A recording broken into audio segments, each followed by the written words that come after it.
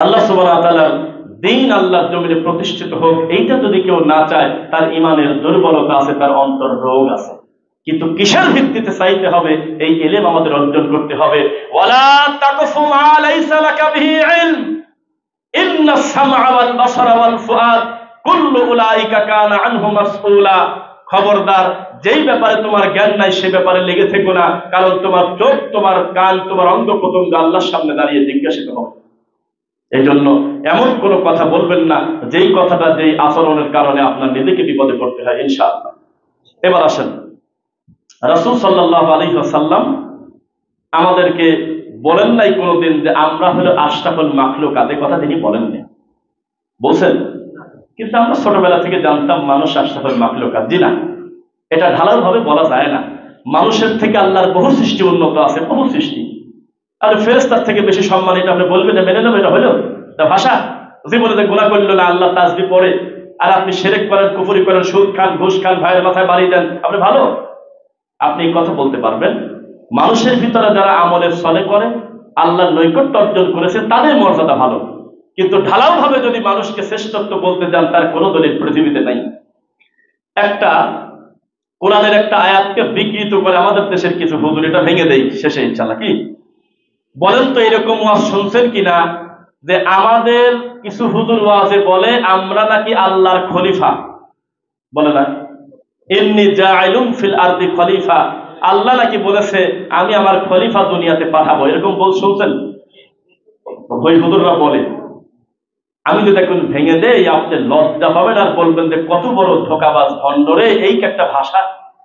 খলিফা মানে কি? প্রতিনিধি, আল্লাহর প্রতিনিধি আপনি, এটা হলে এটা ভাষা? আমরা হলো জিনের প্রতিনিধি।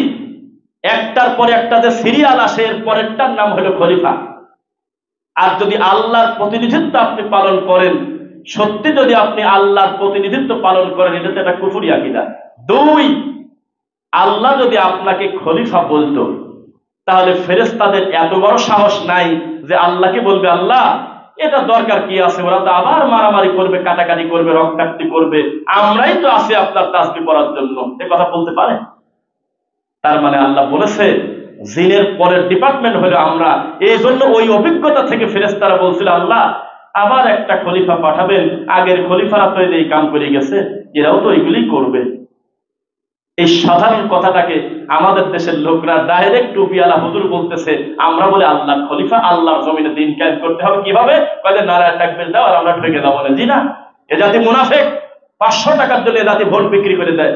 এই জাতি এক কাপ গরম লাল চা আর হলে একটা বিড়ির কারণে সে ধর্ম বিক্রি করে খায়। এই জাতি তোমাকে ঢোকাবে ওখানে? জানে যে তুমি যদি সংসদে চলে যাও আর যাই হোক, তুমি অন্তত গাঁদা বিড়ি তুমি রাখতে পারবে না, সিনেমা হল তুমি কোনোদিন তুমি মেনে নিতে পারবে না। এটা এই দেশের লোকেরই ক্ষতি, লস। এই জন্য এখন যারাই সাথে আছে, মূলত আপনি মনে রাখবেন সংখ্যার বিবেচনা কখনো সত্যের মাপকাঠি হতে পারে না। ওয়াইন তুতির আকসারা মান ফিল আরদি ইউদিল্লুকা আন সাবিলিল্লাহ, নবী অধিকাংশ লোকের কথা মেনে নিলে তারা আপনাকে গোমরা করে ছাড়বে। এই ইয়াত্তাবিউনা ইল্লা যান্না ওয়া ইনহুম ইল্লা ইয়াখরুসুন, কারণ অধিকাংশ চলে অনুমান আর ধারণার উপরে, তাদের কোনো জ্ঞান বিদ্যার উপরে চলে না। ওমা ইউমিনু আকসারুহুম বিল্লাহ ইল্লা ওয়া হুম মুশরিকুন, অধিকাংশ তারা লা ইলাহা ইল্লাল্লাহ বলার পরেও তারা শিরক করে, তারা মুশরিক।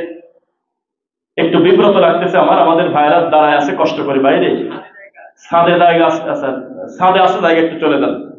আমরা 2 মিনিট, সর্বোচ্চ 2 মিনিটে আমরা এখন মুহূর্তের ভিতরে সালাতে দাঁড়িয়ে যাব।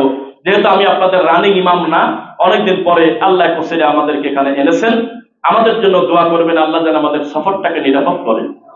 আর এই পজিশনটা দেখে আমার আত্মা ভরে গেছে। এরকম একটা মেইন জায়গা, যদিও গোমস্তাপুর নামে কোনো থানা, এটা আমি খুব একটা আগে জানতাম না। আমি মনে করতাম রহনপুরি সব, কারণ ঢাকা থেকেও আমরা রহনপুর চিনি।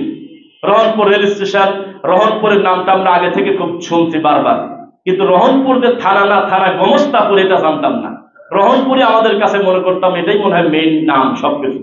তো যাই হোক, একটা খুব ডিমান্ডেবল জায়গা। চতুর্দিকের ভাইয়েরা আজান পড়লে আল্লাহর ঘরে সালাত আদায় করতে আসে। আমরা আশা করব আল্লাহর এই ছোট্ট জায়গাটা ভবিষ্যতে উপর দিকে উঠে আরো বড় স্পেস হবে, হাজার হাজার মানুষ আল্লাহকে সিজদা দেবে। এই দোয়াটা আপনারা করবেন ইনশাআল্লাহ। আল্লাহ সুবহানাহু ওয়া তাআলা আমাদের অতীতের ভুল তুমি ক্ষমা করো, আমাদের যারা মারা গেছে তুমি তাদের ক্ষমা করো, তাদের প্রতি দয়া করো। আল্লাহ যারা অসুস্থ তুমি তাদেরকে উত্তম সেবা দান করো আল্লাহ। আমাদের প্রিয় নাহিদ ভাই সহ আরো যারা আল্লাহর ঘরের দায়িত্বশীল আছে, যাদের মাধ্যমে তারা মনে করেছে আমাকে এখানে খুতবার জন্য আহ্বান করা যায়, আল্লাহ তুমি তাদেরকে উত্তম বিনিময় দান করো আল্লাহ। আল্লাহ আমি ঘোষণা দিচ্ছি তাওহীদবাদী সব আল্লাহর বান্দাদেরকে, মুসল্লিদেরকে আমি অন্তর থেকে ভালোবাসি। এবার তুমি আল্লাহ ভালোবাসো। আল্লাহর কাছে আমাদের সর্বশেষ দাবি, আমাদের বক্তা, শ্রোতা, ইমাম, মুয়াজ্জিন, মুসল্লি সবার একেবারে মুখের শেষ বাক্য যেন হয় লা ইলাহা ইল্লাল্লাহ। এই দাবি তোমার কাছে রেখে খুতবা শেষ করছি। সুবহানাকাল্লাহুম্মা ওয়া বিহামদিক আশহাদু আল্লা ইলাহা ইল্লা আনতা আস্তাগফিরুকা ওয়া আতুবু ইলাইক।